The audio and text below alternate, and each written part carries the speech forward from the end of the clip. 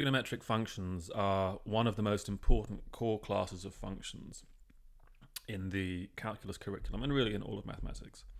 And you can approach them from seven different directions, and I'm going to take the approach that is how you really should think about them as functions when it comes down to it, because that's what our focus is here to prepare you for calculus. We will talk about how you can think about them geometrically with right angle triangles later on.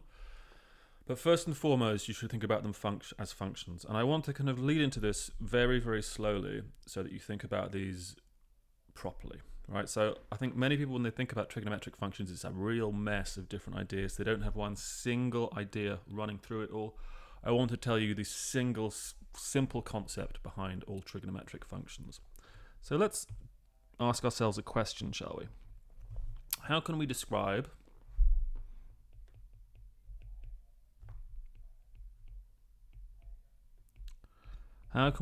a position on a unit circle? So remember, a unit circle is a circle of radius 1. We saw this was a kind of useful thing to think about when I was thinking about radians.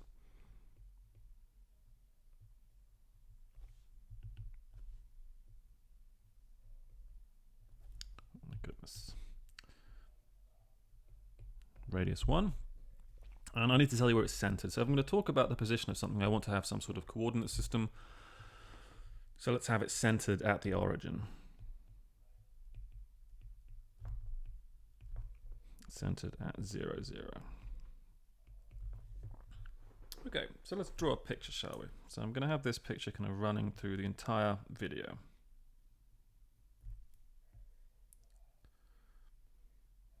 So let's imagine I have my unit circle. That is a bad unit circle. Let's try and do better. Nice.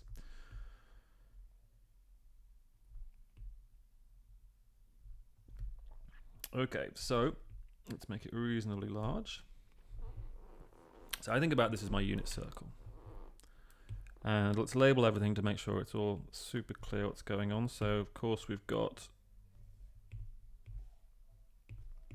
the x-axis, so let's label that. The y-axis, so let's label that. Let's also label all of my kind of positions. I've got 1 there, I've got 1 up here, I've got -1 here, and I've got -1 here, marking these positions on the x and y axes. So what do I mean by a position? Well, I just mean some point. So let's imagine I have some point. Let's say it's P here. So I want to come up with a way to describe this position very succinctly and mathematically precisely. So first of all, let's think about what we did with radians. So this position is naturally going to give me a segment of a circle if I want. So let me kind of do it as follows. So I'm going to do it with angles to begin with.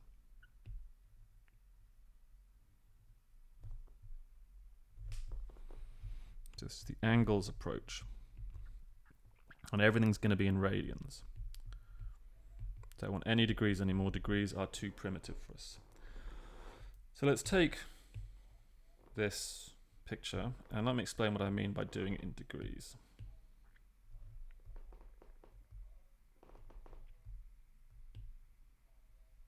Oh, sorry, in angles. So let's do the following. Let's draw a straight line out from the origin to the position P, shall we? Seems like a sensible thing to do. So now if I look at the x-axis and this line, that's going to define for me a line segment, isn't it? So I can think about the internal angle, if you want, here. And I'm kind of think about this as kind of winding around counterclockwise from the positive x-axis. So I'm going to label this theta.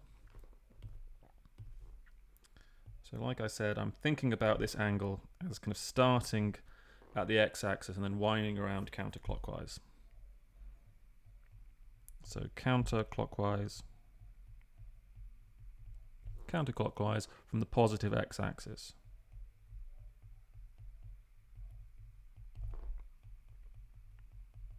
Also, counterclockwise, another term for that is anti-clockwise, in case you're not familiar with that.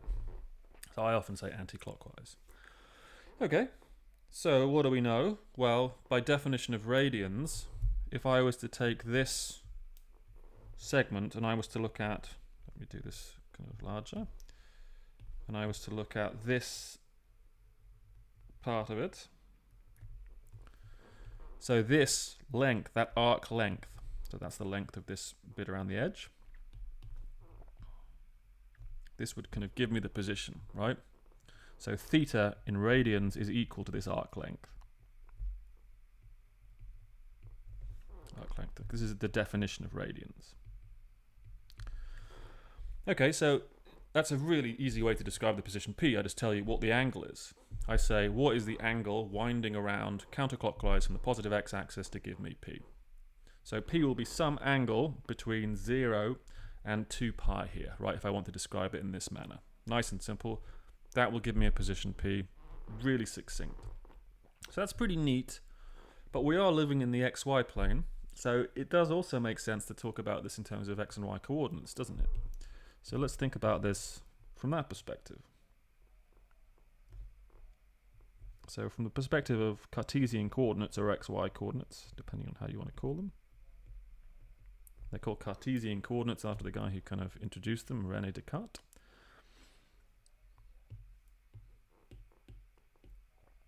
So in Cartesian coordinates, what's the deal? Well, it's kind of a lot simpler in a sense. We don't need to deal with any angles or anything like that. We have the following. We've got some x. So let me write this a bit better. We've got some x position, of course. And I've got some y position. And that completely determines the position P, right? So I would think about this as being kind of x, comma, y. So I've got two, if you want, competing coordinate systems, in a sense, right? I've got one way of describing this P using the angle in radians winding around counterclockwise from the positive x-axis, or I could be kind of a bit less sophisticated and just talk about the xy coordinate, nice and simple. So what I think is a good idea is to try to combine these two perspectives. That's what we're going to do. So combining these perspectives.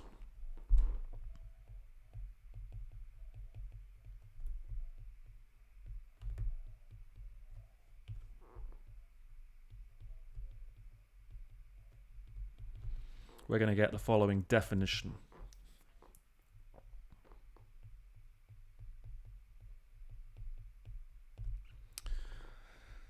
So definition. So let's have a very careful description of what's going on. So let's have an angle, theta, and let's have it between, at least to begin with, between 2 pi and 0.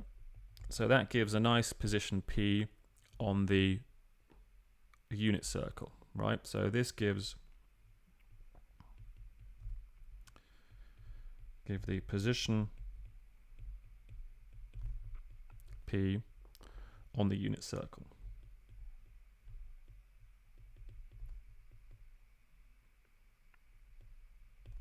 Okay, as above. So giving you this number gives me some position, right? So for example, in this picture, theta would be somewhere between 0 and pi over 2, right? We're in the first quadrant. If, for example, theta was pi, then P would have wound all the way around, it would be here. That would be the position. If it was 3 pi over 2, it would be here. If it was 0, it would just be here.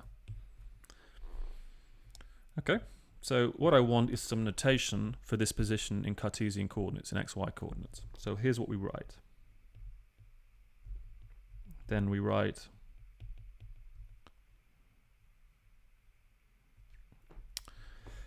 cos of theta. This is my notation for the x coordinate of P.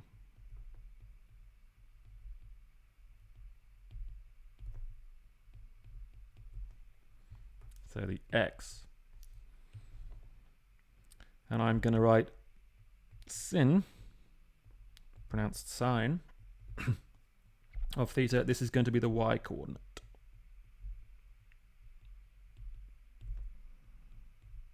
of P. So let me just, again, reiterate how I say this. So cos of theta, this thing here, you would pronounce this as cosine of theta. Kind of strange name if you've never seen this before. Sine, it's a strange name if you have. We write this sine of theta. And let's make sure we really understand this. Let me kind of take this picture and put it down here. So what I'm saying is the following.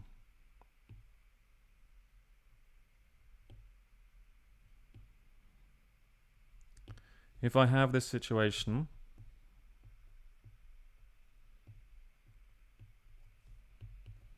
and the angle around here is theta, so I've wound around by theta, then this position in Cartesian coordinates is just cos of theta, sine of theta. Now I want you to understand this is a definition. If you've heard the terms sine and cosine before,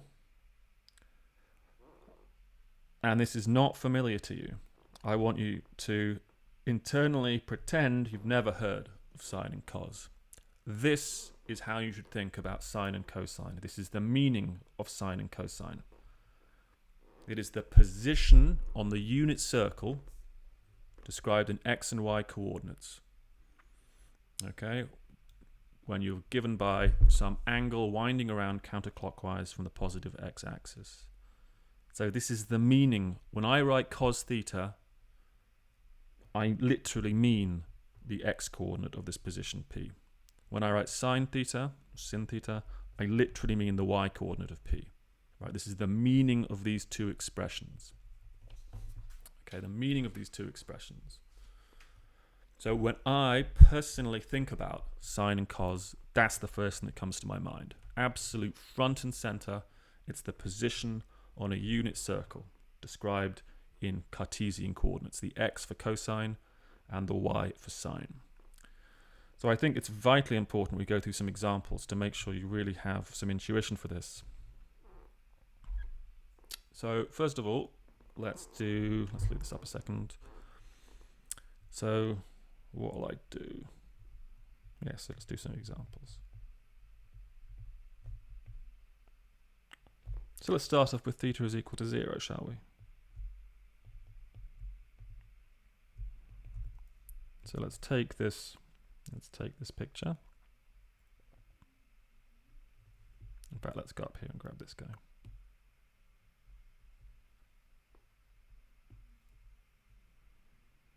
In fact, better still, let's go up here and grab this guy.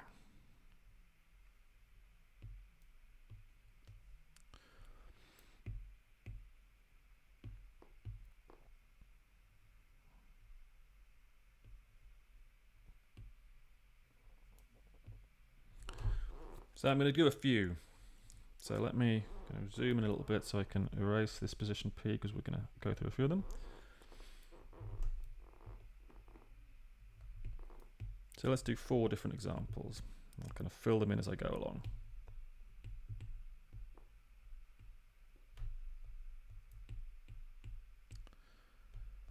Okay, top guy, theta is equal to 0. So let's draw my line out. My line would be coming out to here. So that would be my position right there. Now, what is the coordinate of that position? The coordinate of that position is 1, 0, of course, in Cartesian coordinates. So by definition, cos of 0 is equal to 1, and sine of 0 is equal to 0. All right, that's the meaning of cos of 0 and sine of 0. It's that position. Let's do, I don't know, let's do theta is equal to pi over 2.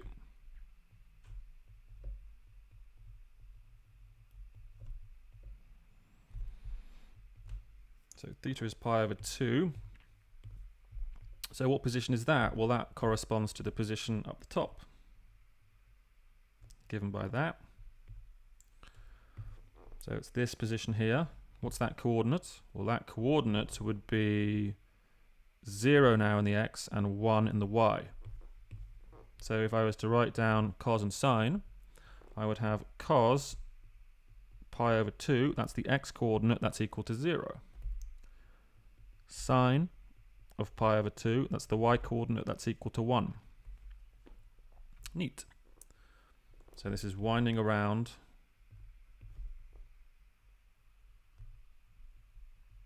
by pi over 2 here. Alright, so now let's do, what shall we do? Let's do theta is equal to pi.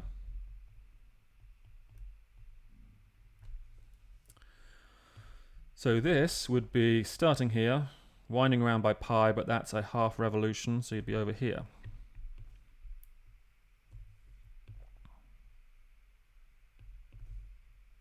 So that's this wind around by pi. And what's the coordinate? Well, now it's going to be -1,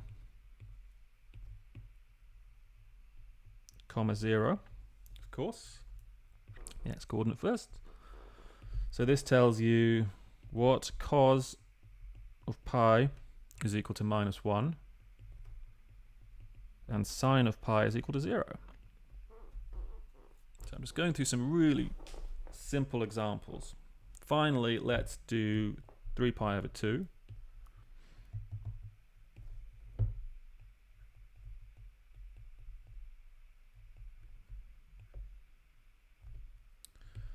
So this one, start over here. 3 pi over 2 is 3/4 of a circle, so you're down here. So you've wound all the way around here to this position at the bottom. But now what does that? Well, this position at the bottom, let me label it maybe, is 0, comma -1. So writing this in my cos and sine notation, cos of 3 pi over 2 would have to be equal to 0, and sine of 3 pi over 2 would have to be equal to -1.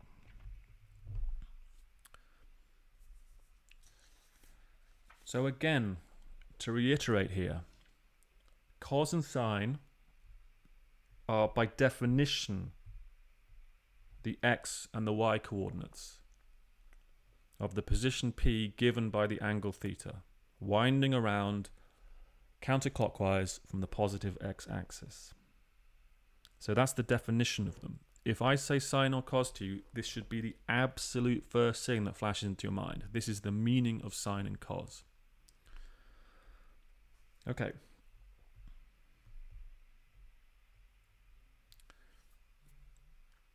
Now, something to be aware of is that we can actually describe points using numbers which are outside of this range 0 to pi over 2.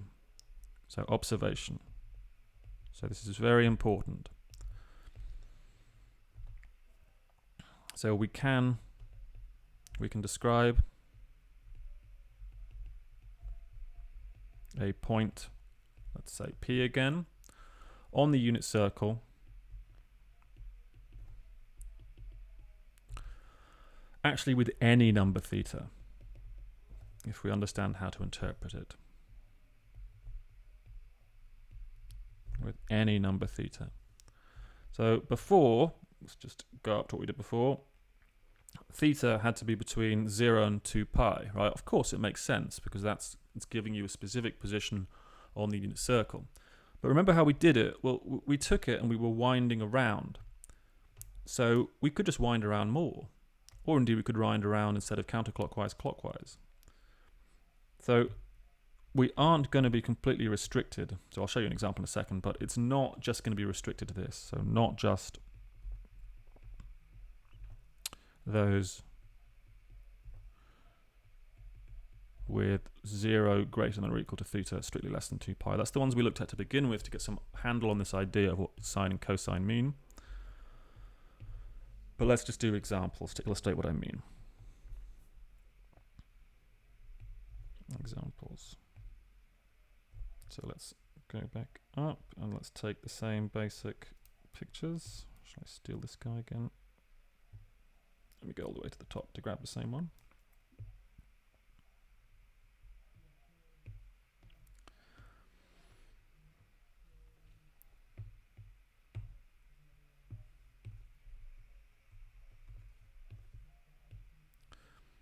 Right, so let's shrink this down a little bit. Not too small. And I'm going to use this a few times, so let me do maybe 2 or 3 of them.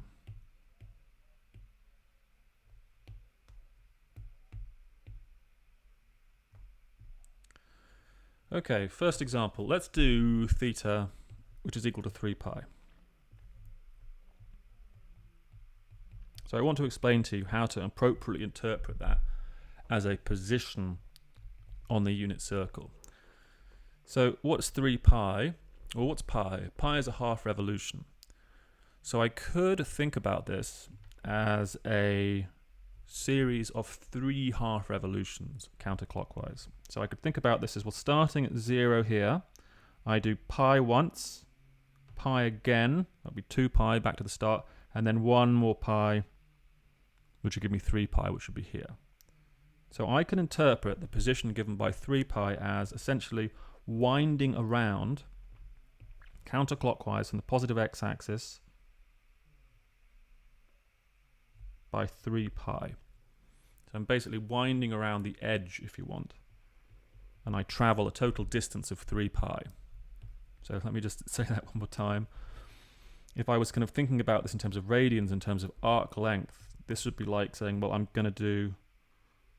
traveled pi, sorry for my terrible drawing, I've traveled 2 pi, and I'm going to keep traveling until I get to here again. I've traveled 3 pi, and that's the position. So this point here would be the p associated to 3 pi. So the way to think about this would be 3 counterclockwise revolutions by pi.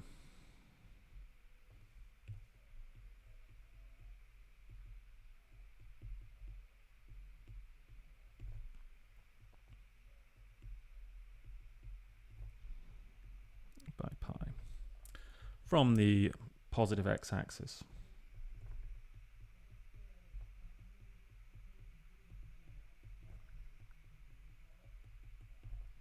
Okay. And notice this is exactly what I'm talking about, right? 3 pi is bigger than 2 pi, so it's outside of the range I was dealing before.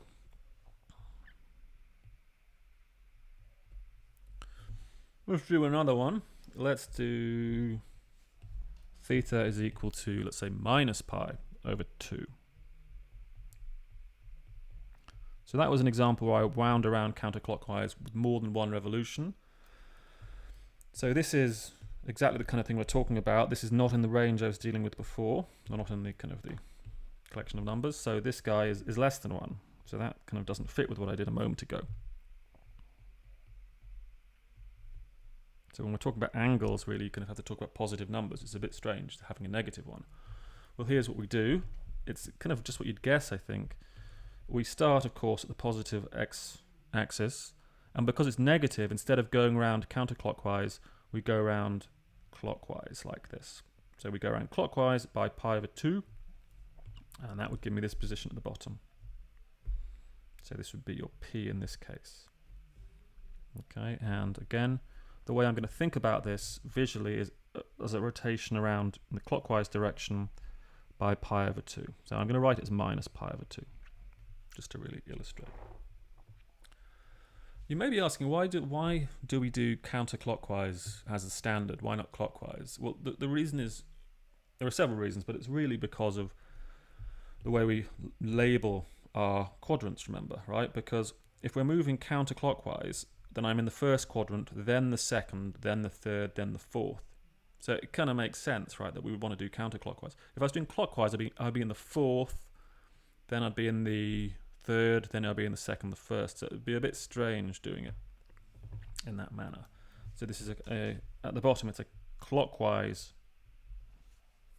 rotation or revolution.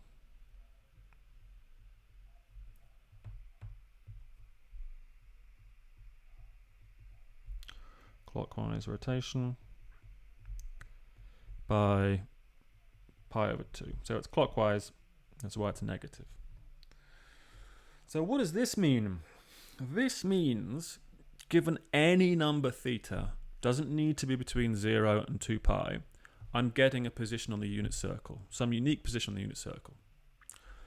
That means there's an x and a y coordinate. That means we can naturally extend the meaning of cos and sine beyond this limited scope of, let me get rid of this, limited scope of 0 to 2 pi. So we can extend the meaning of cos theta and sine theta to any number theta. Well, I think of theta as kind of an angle, but really it's kind of a measure of how much I'm winding around anti-clockwise or clockwise around the unit circle. So just as an example, let's take this guy, shall we?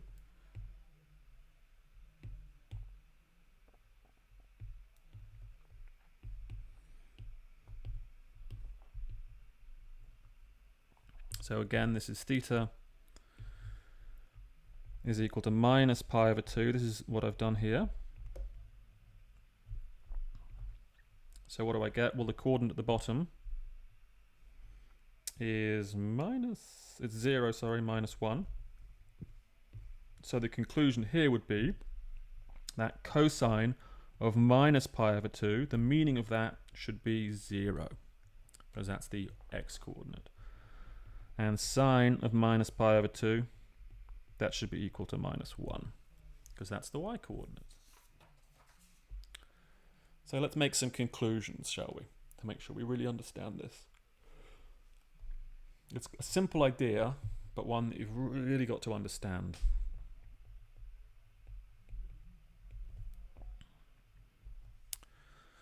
So first of all, cosine and sine are rules which associate to any number theta another number. So that makes them functions. So cosine of theta and sine of theta are functions describing the x and y coordinate, or giving the x and y coordinate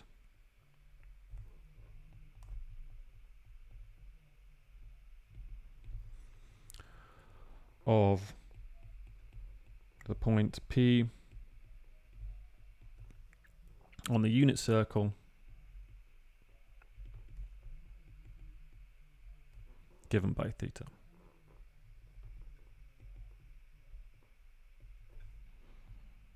It's that simple. So they're functions first and foremost. This is why we're interested in them. Now, they are examples of what we call trigonometric functions. They're actually kind of the fundamental trigonometric functions. All other trigonometric functions we're going to look at are going to come directly from these two. So these are called trigonometric functions.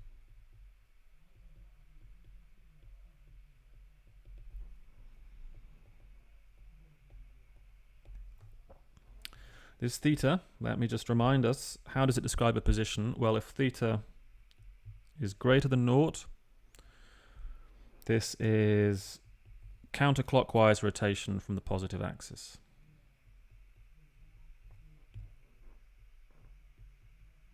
Counterclockwise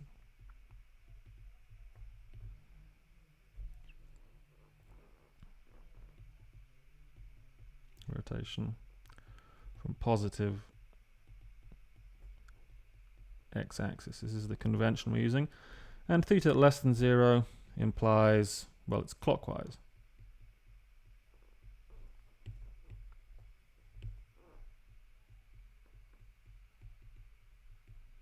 Clockwise rotation.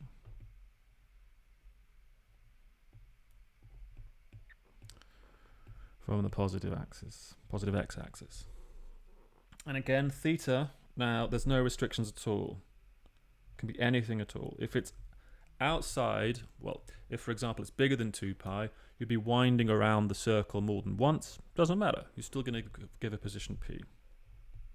So this is any number whatsoever. So cosine and sine are our core trigonometric functions. There are other trigonometric functions which are constructed basically from these in a really simple way. So I'm just going to give them to us now, because this is a logical place to put them. But definitions.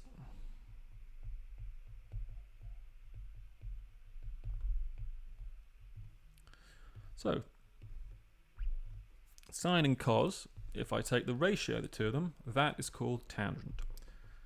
So tan of theta is equal to sine of theta divided by cosine of theta. That is the definition of tan.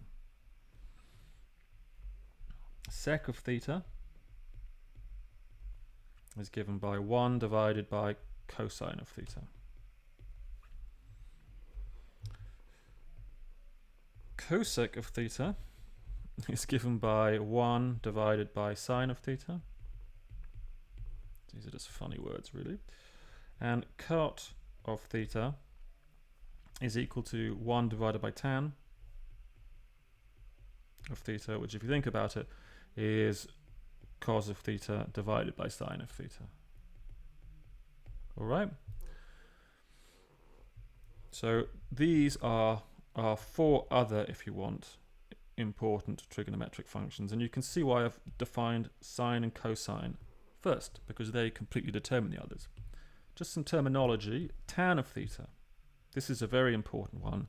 This is called tangent of theta. Sec, you should pronounce this as secant of theta.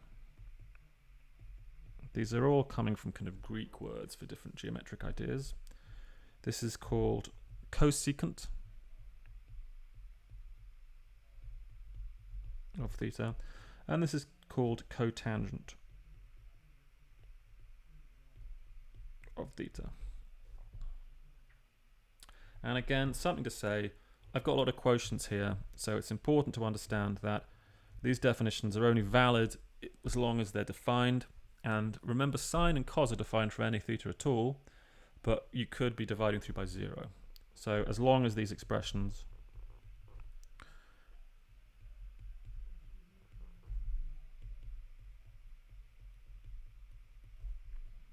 are defined.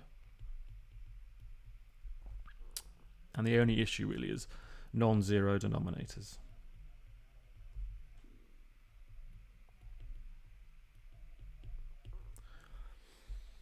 So just to say one final thing, by far and away, sine and cos are the most important here. Understanding that sine and cosine represent the x and y coordinates of a point on the unit circle is the most important thing about trigonometric functions as far as I'm concerned, right? If you want to understand the definition of trigonometric functions, you must understand this. Anything else, the right angle triangles, will be extra stuff we'll learn later on, but first and foremost, cosine and sine are the x and y coordinates of a point on a unit circle given by some number which we think about as an angle winding either clockwise or anti-clockwise from the positive x-axis. These other functions will be important, especially tangent will be very important. The others, not so much. They don't really turn up a huge amount, but you should know the definitions.